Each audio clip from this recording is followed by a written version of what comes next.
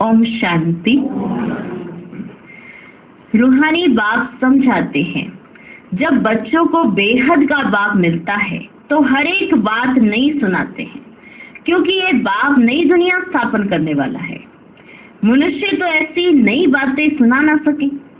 बाप, जिसको heavenly God father कहा जाता है, वह बेहद का बाप स्वर्ग की स्थापना करने वाला है, नर्क की स्थापना करने वाला है रावण। 5 विकार स्त्री में, 5 विकार पुरुष में, वह हो गई रावण संप्रदाय।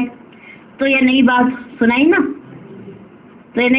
ना, स्वर्ग बनाने वाला है परम पिता परमात्मा, जिसको राम कहते हैं। नर्क बनाने वाला है रावण, जिसका चित्र बनाकर वर्ष वर्ष जलाते हैं। एक बार जल गया तो फिर उनका एफजी देखने में थोड़े आएगा। वह आत्मा जाकर दूसरा शरीर लेती है, फीचर्स आदि बदल जाते हैं। ये तो रावण के वही फीचर्स वर्ष वर्ष बनाते और जलाते हैं। ऐसे ही बनता है ना, उसी तरह का उसे वर्ष वर्ष बनाते और जलाते हैं। वास्तव में जैसे निराकार शिव बाबा का कोई फीचर नहीं, वैसे रावण का भी कोई फीचर नहीं है ना। नहीं, बस जैसे निराकार बाप का कोई फीचर नहीं, वैसे रावण का भी कोई फीचर नहीं। ये रावण तो विकार है। बाप ये समझाते हैं, मनुष्य भक्ति मार्ग में क्या चाहते हैं? क्या चाहते हैं? भगवान आते ही है भक्ति का फल देने व रक्षा करने, क्योंकि भक्ति में दुख बहुत है। सुना है ना, भक्ति में बहुत दुख है। सुख है अल्पकाल क्षणभंगुर। भारतवासियों का बिल्कुल दुखी जीवन है। कोई का बच्चा मरा, कोई का दिवाला निकला, जीवन तो दुखी रहता है ना। बच्चा मर गया या दिवाला निकल गया तो जीवन तो दुखी हुआ कि नहीं हुआ? हुआ ना। बाप कहते मैं आता हूँ सभी का जीवन सुखी बनाने। बाप आ करके नई बात बताते हैं, कहते हैं मैं आया हूँ स्वर्ग की स्थापना करने। वहां तुम विकार में नहीं जाएंगे। तो ये नई बात हुई ना। वह है निर्विकारी राज्य, यह है विकारी राज्य। अगर तुमको स्वर्ग का राज्य चाहिए तो वे बाप ही स्थापन करते हैं। नर्क का राज्य रावण स्थापन करते हैं। तो वह पूछते हैं तुम स्वर्ग में चलोगे? स्वर्ग में चलोगे? चलोगे? बैकुंठ की महारानी महाराजा विश्व के मालिक बनेंगे? ये कोई वेद शास्त्र आदि की बातें नहीं है। बाप ऐसे नहीं कहते कि राम राम कहो, व दर दर धक्के खाओ, मंदिरों तीर्थों आदि में जाओ, व गीता भागवत आदि बैठकर पढ़ो। नहीं, सत्युग में तो कोई शास्त्र होते ही नहीं है। तुम भल कितने भी वेद शास्त्र आदि पढ़ो, यज्ञ जप दान पुण्य आदि करो, ये है ही धक्के खाना। ये सब है धक्के खाना। इनसे प्राप्ति कुछ भी नहीं। भक्ति मार्ग में कोई एम ऑब्जेक्ट नहीं है। मैं तुमको स्वर्ग का मालिक बनाने आया हूँ। इस समय सब नरकवासी हैं। अगर कोई को कहो तुम नरकवासी हो तो बिगड़ेंगे। वास्तव में तुम जानते हो नर्क कलयुग को और स्वर्ग सतयुग को कहा जाता है। बाप बैकुंठ की बादशाही ले आए हैं। कहते हैं स्वर्ग का मालिक बनना है, तो पवित्र जरूर बनना पड़ेगा। अगर स्वर्ग का मालिक बनना है तो पवित्र जरूर बनना पड़ेगा। मूल बात सारी पवित्रता की है। कई मनुष्य कहते हैं हम पवित्र तो कभी नहीं रह सकते। अरे तुमको पावन बनाते हैं स्वर्ग में चलने के लिए। पहले वापस शांति धाम में जाकर फिर स्वर्ग में आना है। सभी धर्म वालों को कहते हैं देह को छोड़ अशरीरी बनकर जाना है, इसलिए देह के अभिमान को तोड़ो। देह को छोड़ अशरीरी होकर जाना है, इसलिए देह के अभिमान को तोड़ो। मैं क्रिश्चियन हूँ, बौद्धि हूँ, ये सब देह के धर्म है। आत्मा तो स्वीट होम में रहती है। तो अब आप कहते हैं वापिस मुक्तिधाम चलेंगे? चलेंगे? वहां तुम शांति में रहेंगे। बताओ तुम वापिस कैसे चल सकते हो? बताओ बताओ बताओ, कैसे चल सकते हो वापिस?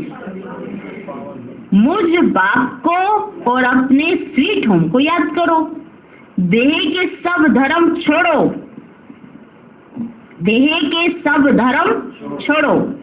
ये मामा है, ये काका है, ये चाचा है, इन सब देह के संबंधों को छोड़ो, अपने को देही समझो, मुझे याद करो।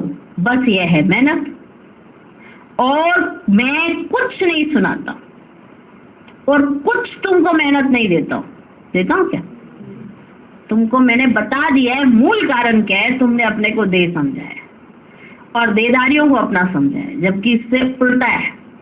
ना तुम देह हो ना देहधारी तुम्हारे है। तुम आत्मा हो और मैं सिर्फ और सिर्फ मैं ही तुम्हारा हूं और कोई नहीं। सोचो, इमेजिन करो, जब हम आत्मा शरीर छोड़ के जाएंगी तो और भी आत्माएं जाएंगी, लेकिन हम उनके प्रति कोई आकर्षण नहीं होगा। हमारा आकर्षण सिर्फ परम पिता परमात्मा की तरफ होगा और सीधा घर की तरफ जाएंगे। अभी देह दिखाई देती है, ये भी मेरा, ये भी मेरा, ये भी मेरा। अपनी देह भी दिखती है, दूसरों को भी दिखती है, तो सब ये भी मेरा, ये भी। अपने के प्रति एक अंदर सिंपैथी रहती है, एक अंदर वो रहती है, और वही दूसरे को कुछ हो जाता है तो अफसोस जरूर करते हैं, पर अंदर से दुखता नहीं है। क्यों? ये मेरा मानने वाली आत्मा है। अब आत्मा को जब पता चल जाता है, जब वो शरीर छोड़ के जाती है तो वो किसी को मेरा नहीं मानती। जब वो शरीर छोड़ देती है तब वो किसी को मेरा नहीं मानती है, तो वो सीधा ऊपर की तरफ जाएगी।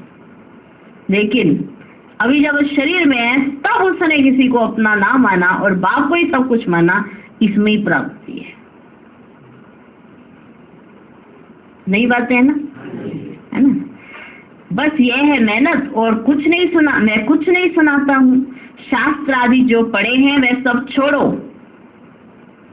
मैं नई दुनिया के लिए तुमको नई मत देता हूँ। कहा जाता है ना, ईश्वर की गत और मत न्यारी है। गति कहा जाता है मुक्ति को। बाप नई बात सुनाते हैं ना। मनुष्य भी जब सुनते हैं तो कहते हैं यहाँ तो नई बातें हैं, शास्त्रों की कोई बात ही नहीं है। यूं तो है गीता की बात, परंतु मनुष्यों ने गीता को भी खंडन कर दिया है। मैंने तो गीता पुस्तक कुछ भी नहीं उठाई है। शिव बाबा कहते हैं मैंने तो गीता पुस्तक कुछ भी नहीं उठाई है, वह तो बाद में बनती है। मैं तो तुमको ज्ञान सुनाता हूँ। ऐसे कभी कोई नहीं कहेंगे कि तुम मेरे सिकलते बच्चे हो। ऐसे किसी को कहने आएगा ही नहीं। यह निराकार परमात्मा ही कहते हैं। निराकार आत्माओं से बात करते हैं। आत्मा सुनती है, यह शरीर है, ऑर्गन्स। ये बात कभी कोई समझते नहीं। वे मनुष्य को सुनाते हैं। ये परमात्मा बैठ आत्माओं को सुनाते हैं। हम आत्माएं सुनती हैं इन कानों द्वारा। तुम जानते हो परम पिता परमात्मा बैठ समझाते हैं। मनुष्य तो ये वंडर खाते हैं, भगवान कैसे समझाएगा? वह तो समझते कृष्ण भगवान वाच। अरे कृष्ण तो देहधारी था, मैं तो देहधारी नहीं, मैं हूँ विदेही। मैं विदेही हूँ और विदेही आत्माओं को सुनाता हूँ। तो ये नई बातें सुनने से मनुष्य चकित हो जाते हैं। जो कल्प पहले बच्चे सुनकर गए हैं उन्हों को तो बहुत अच्छा लगता है, पढ़ते हैं, मम्मा बाबा कहते हैं, इसमें अंधश्रद्धा की तो कोई बात ही हो ही ना सके। पढ़ते हैं और मम्मा बाबा कहते हैं। लौकिक रीति भी बच्चे माँ बाप को माँ बाप कहते हैं। हाँ जी, माँ बाप को माँ बाप कहते हैं। अभी तुम उन लौकिक माँ बाप की याद छोड़ पारलौकिक माता पिता को याद करो। ये पारलौकिक माँ बाप तुम्हें अमृत की लेन देन सिखलाने वाले हैं कि अमृत की लेन देन करो, कहते हैं, हे बच्चे, अब विष की लेन देन छोड़ो। मैं तुमको जो शिक्षा देता हूँ वह एक दो को दो, तो तुम स्वर्ग के मालिक बन जाएंगे। थोड़ा सुनेंगे ना तो भी स्वर्ग में आ जाएंगे, परंतु औरों को आप समान नहीं बना सकते तो दास दासी जाकर बनेंगे। दास दासियों में भी नंबरवार होते हैं। बच्चों को संभालने वाले दास दासियां जरूर अच्छे मर्तबे वाले होंगे। जो बच्चों को संभालेंगी दास दासियां वो अच्छे मर्तबे, उन्होंने भी बहुत मेहनत की होगी, अच्छे मर्तबे वाले दास दासी होंगे। यहाँ रहते हुए फिर अगर पढ़ते नहीं तो दास दासी बन पड़ते हैं। प्रजा में भी नंबरवार होते हैं। जो अच्छी रीति पढ़ते हैं वे इतना ऊंच पद पाते हैं। प्रजा में साहूकारों के पास भी दास दासियां होंगी। दास दासियों की वैरायटी बाबा बता रहे हैं। बच्चे संभालने वाली दास दासियां, प्रजा की दास दासियां, साहूकारों की दास दासियां, सामान इधर से उधर ले जाने वाली दास दासियां, खाना खिलाने वाली दास दासियां, बाहर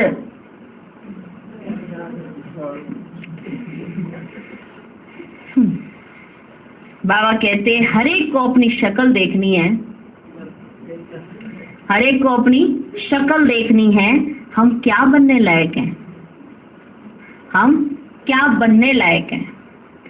बाबा से अगर कोई पूछे तो बाबा झट बता देंगे।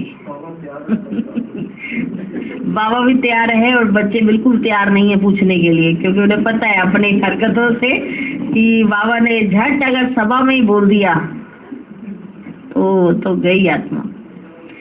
तो बाबा से अगर कोई कई ऐसे पूछते हैं ताकि आगे पुरुषार्थ बढ़ाने के लिए कि अभी हम कहाँ तक पहुँचे हैं, पर ऐसे कोई बहुत विरले होते हैं जो ऐसे पूछें कि अभी हम कहाँ तक पहुँचे हैं, दास दासी की कैटेगरी तक आए हैं, साहूकार तक आए हैं, या प्रजा तक आए हैं, या और आगे अंदर वाले दास दासी हैं, या गद्दी मिल सकती है, या कुछ और हो सकता है, या ईंटें लगाने वाले हैं, या कुछ करने वाले हैं, या बाहर की सफाई करेंगे, माली बनेंगे, क्या बनने वाले। बाबा झट बता देंगे। बाप तो सब कुछ जानते हैं और सिद्ध कर बतलाते हैं कि इस कारण यह तुम बनेंगे।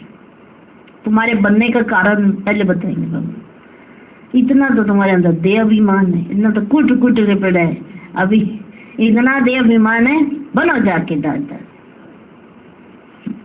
बाबा कारण सहित बताएंगे। अभी बाबा आने वाले हैं, अक्टूबर मास शुरू हो गया है, और किसी की हिम्मत नहीं जाके बाबा से कान में पूछ सके तो मैं क्या बनने वाला हूँ, ये क्या बनने वाली हूँ। तो बाबा सिद्ध कर बताएंगे कि इस कारण यह तुम बनेंगे। भर सरेंडर किया है उसका भी हिसाब किताब है, माना तुमने सरेंडर किए, बाबा ने अलग फाइल रखी हुई है उसके लिए, उसका भी हिसाब किताब है।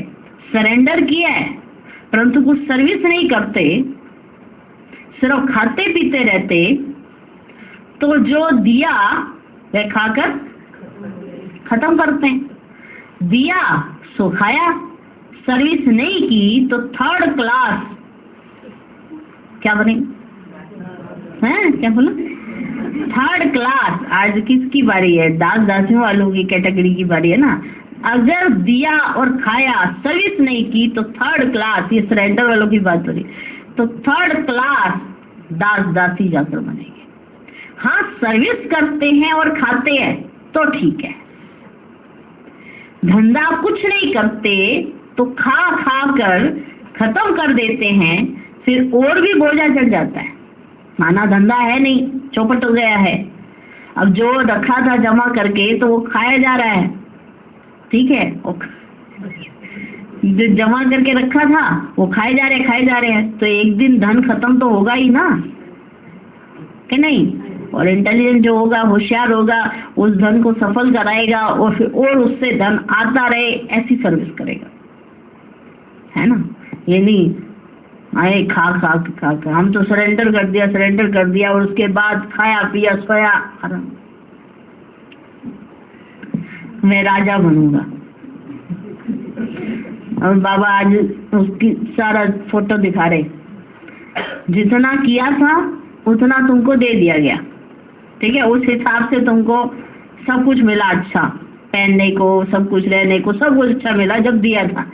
और जब अब खा लिया, अब कुछ किया ही नहीं उसके बाद, क्योंकि उससे पहले तो बड़ी अच्छी सर्विस की और फिर आके सरेंडर हो गए, सबको पता लग गया ये बड़ी अच्छी सेवा करते, और जब आ गए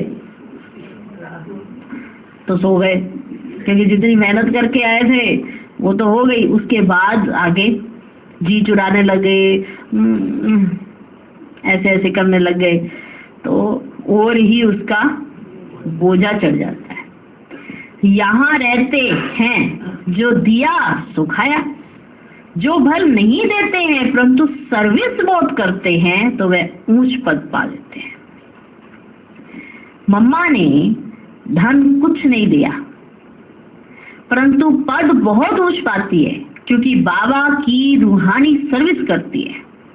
हिसाब है ना, कईयों को नशा रहता है हमने तो सब कुछ दिया है, सरेंडर हुए हैं, हमने तो सब कुछ दिया है। कईयों को ये नशा रहता है, हमने ये दिया, हमने ये दिया, हमने, उनके अंदर यहाँ पे ना हमेशा लिखा रहता है कि हमने क्या क्या दिया, हमने सब कुछ दिया है, सरेंडर हुए हैं, परंतु खाते भी तो हो, खाते भी तो हो ना। बाबा मिसाल तो सब बताते हैं, एक जिसने कुछ नहीं दिया लेकिन बहुत कुछ किया, एक सब कुछ दिया भी लेकिन उसके बाद खाया भी और उसके बाद कुछ नहीं किया, सर्विस कुछ नहीं की, और ही उल्टा विघन ही डालते। उनकी शक्ल देखकर लोग वैसे भाग जाते थे, ये ऐसे ऐसे सरेंडर हुए हैं क्या, माना इनकी चेहरा देखकर ये तो मुरझाए वाले हैं, इनके तो अंदर कहीं दम घम ही नहीं लग रहा है, इनको बाबा का नशा भी नहीं है, तो उल्टा डिसर्विस हो रही है ना। खाते रहे आराम से ठाट से। कितने बजे उठते हो? 9 बजे, क्योंकि रात को हम 2 बजे सोते हैं, 9 बजे उठ रहे हैं। शायद रात पता नहीं क्या क्या करते रहते हैं, बाबा ने कहा उस समय सोना चाहिए, उस समय सोते नहीं है, उस समय जाग जाग के पता नहीं क्या करते हैं। तो सरेंडर होकर अगर ऐसी कुछ ऐसे मर्यादा पूर्वक उसके खिलाफ जो है नियम, उसके खिलाफ करते हैं तो बोझा तो बहुत चढ़ता है, उस बोझे का फिर हिसाब देना पड़ता है। बाबा के पास सबका हिसाब किताब है कि अगर किसी ने कितना दिया है वो भी बाबा को याद रहता है, किसने दिया है वो भी याद रहता है, इसने इतना दिया, इसने कहीं तो अब देख कर फिर वापस ले लेते बाबा, इसलिए सब हिसाब है। बाबा वापस कर, कईयों का तो बाबा ने वापस कर दिया, जाओ लेके साथ ही चले जाओ अपने, क्योंकि उनके अंदर ये रहता था देहाभिमान कि हमने ये किया है, ये दिया है, या इतना हमने किया है, तो खत्म।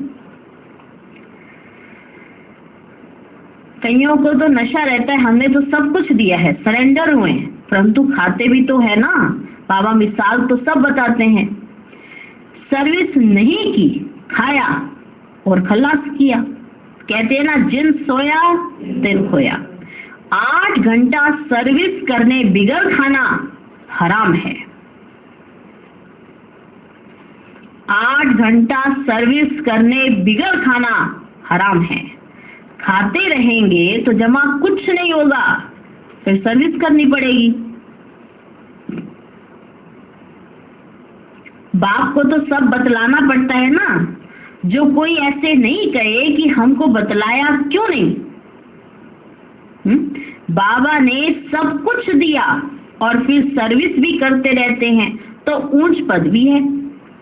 बाबा भी सब कुछ देते हैं, ऐसा बाबा ऐसा कोई हिसाब नहीं रखा हुआ, कहीं और देखो पूरा हिसाब होता है। बाबा ने ऐसा कुछ दिया है पहले बाबा ने, लेकिन अगर फिर भी हम सर्विस नहीं करते हैं, खाया खाया खाया और कुछ हमने रिटर्न में दिया ही नहीं।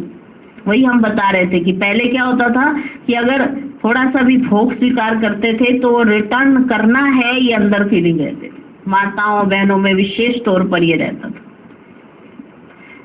भाइयों में भी विशेष वो यज्ञ में समर्पित करते थे, अपने आप को भी समर्पित करते थे और तरह तरह से तरीके ढूंढते थे कि कैसे समर्पण करना है।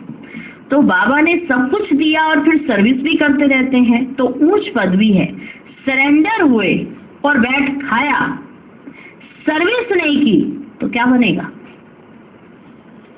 श्रीमत पर चलते नहीं, बाबा खास समझा रहे हैं। ऐसे नहीं कि पिछाड़ी को कहें कि हमारा पद ऐसा क्यों हुआ, हमको दास दासी वाली टोपी क्यों पहनाई, हम तो ताज का सीन देख रहे थे, हमारे साथ ऐसा क्यों हुआ?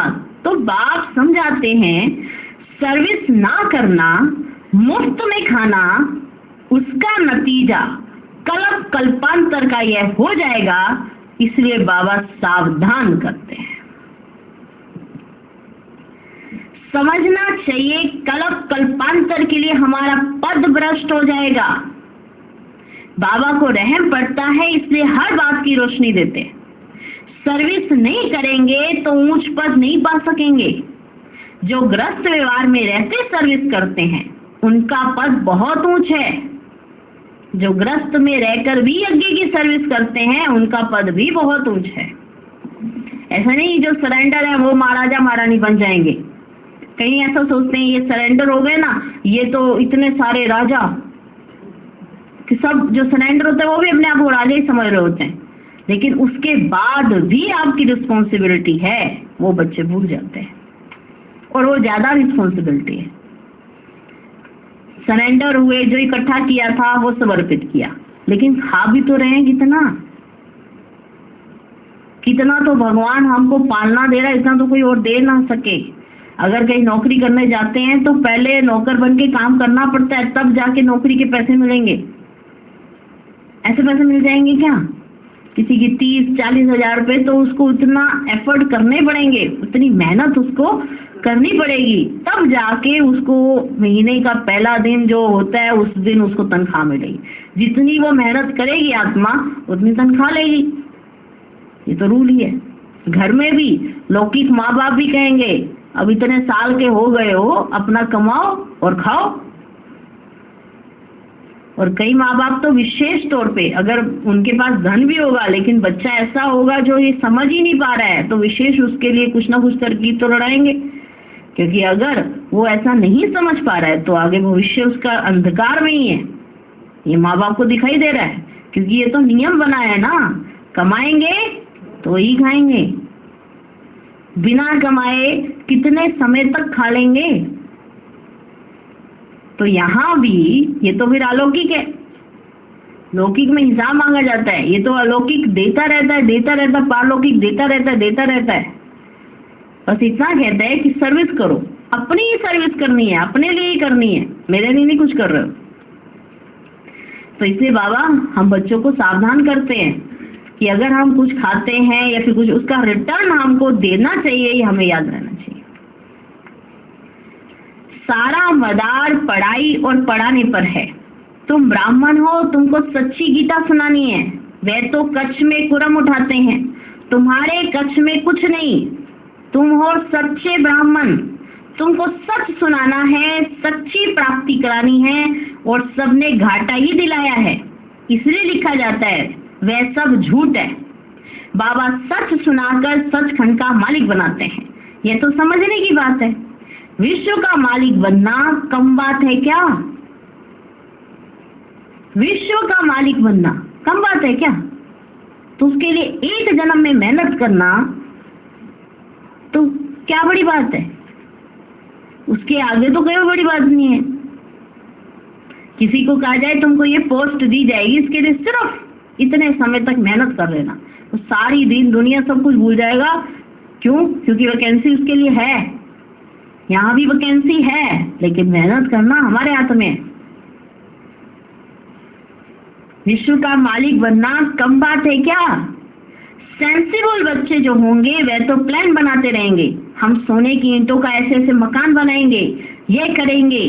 साहूकार का बच्चा जैसे बड़ा होता जाता है ना, तो उसके ख्यालात चलते हैं कि हम ऐसे करेंगे, ये बनाएंगे, तभी कहा जाता है कि सेंसिबल बच्चा है।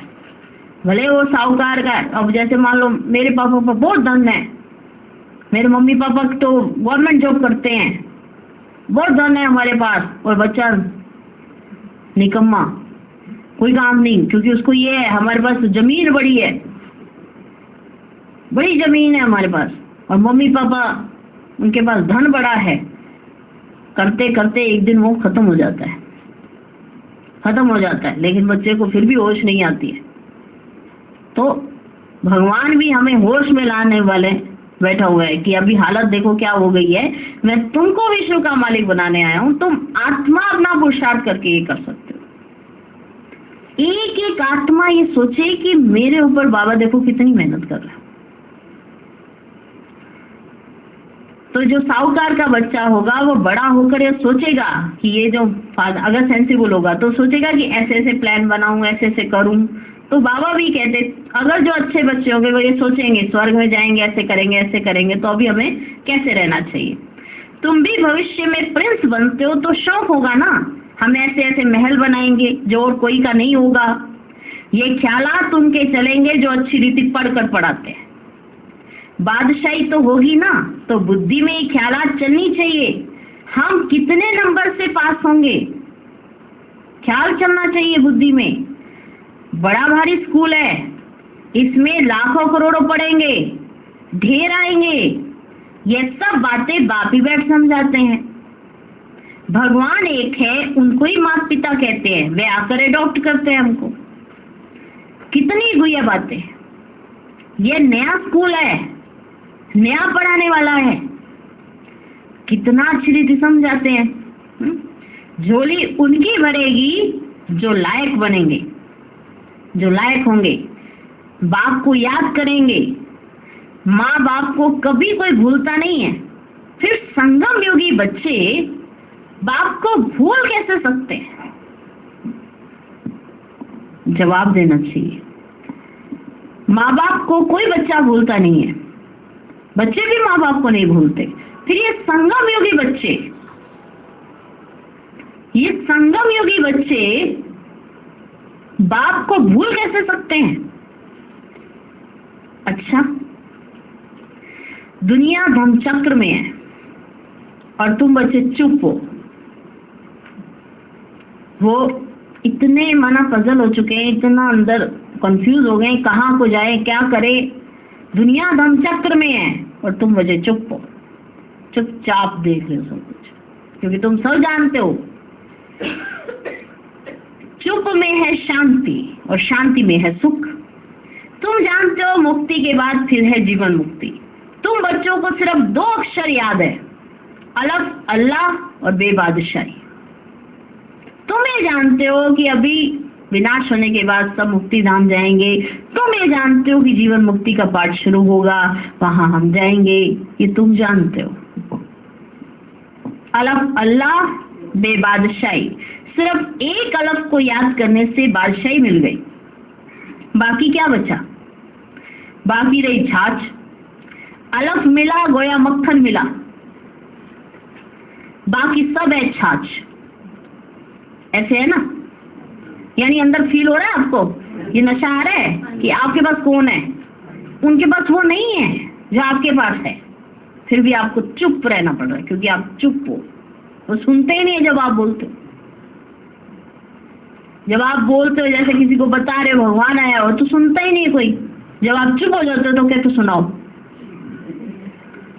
अभी आप चुप हो, अभी आप शांति में हो, अभी आप सुख में हो, अभी आपके पास मक्खन है, अभी आपके पास अल्लाह है, और आपको ये पता है हमें बेबादशाही मिलने वाली है।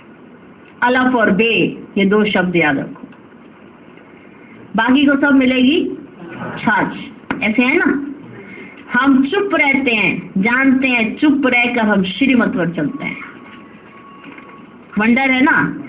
परंतु वंडर यह है कि बच्चे अलफ को भी पूरा याद नहीं करते, भूल जाते हैं। माया तूफान लाती है। बाप भी कहते हैं मनमना भव मध्याजी भव, गीता में अक्षर है। तो तुमको गीता वालों से अर्थ पूछना चाहिए, मनमना भव मध्याजी भव का अर्थ क्या है? बाप कहते हैं मुझे याद करो तो तुमको बादशाही मिलेगी। सब देह के धर्म छोड़ देही बन जाओ और बाप को याद करो तो बादशाही मिलेगी। ग्रंथ में भी कहते हैं जपो अलफ को तो बादशाही मिलेगी, जपो अलफ को तो बादशाही मिलेगी, सचखंड की राजाई मिलती है। हम दुनिया से बिल्कुल न्यारे हैं और कोई भी ऐसे नहीं कहेंगे। बाप तुम्हें नई बातें सुनाते हैं, बाकी सब पुरानी बातें हैं, पुरानी बातें ही सुनाते हैं। बात बड़ी सहज है, अलफ के बनो तो बादशाही मिलेगी। फिर भी पुरुषार्थ तो करना पड़े। आप समान बनाने की जितनी सर्विस करेंगे उतना फल मिलेगा। मनुष्य ना अल्फ को जानते हैं ना बे को जानते हैं। बे माना बादशाही का मक्खन। कृष्ण के मुख में मक्खन दिखाते हैं ना, जरूर स्वर्ग की स्थापना करने वाले ने ही बादशाही दी होगी जो उनके मुख में मक्खन है। अपने आप उनके मुख में मक्खन नहीं आया, उनके मुख में मक्खन दिया गया है। वो शिव बाबा की याद में रहते थे, उनके मुख में मक्खन आ गया। ये मक्खन के बीच में होते हैं, चारों तरफ मक्खन ही मक्खन। ऐसे नहीं होता, बांसुरी भी होती है उनके पास, मक्खन भी होता है, ये सब होता है उनके पास, तभी वो कहेंगे श्री कृष्ण है। मोर मुकुट भी होता है, अगर ये सब चीजें नहीं है कृष्ण नहीं है। मोर मुकुट भी होगा, मक्खन भी होगा, बांसुरी भी होगी, तो कहेंगे श्री कृष्ण है। ऐसे तो बच्चे सब अच्छे लगते हैं ना, महात्मा समान लगते हैं। तो कैसे मिला ये मक्खन? कहाँ से मिला? अलफ ने दिया, पर अलफ की याद से मिला, तो मिल गई बे बादशाही का मक्खन। आपको चाहिए? सभी कहते हैं हमको चाहिए। आपको चाहिए? अच्छा। मीठे मीठे सीखी लधे बच्चों प्रति माता पिता बाप दादा का याद प्यार और गुड मॉर्निंग। रूहानी बाप की रूहानी बच्चों को नमस्ते। हम रूहानी बच्चों की भी रूहानी बाप दादा को नमस्ते नमस्ते नमस्ते। Morning, good morning, good morning.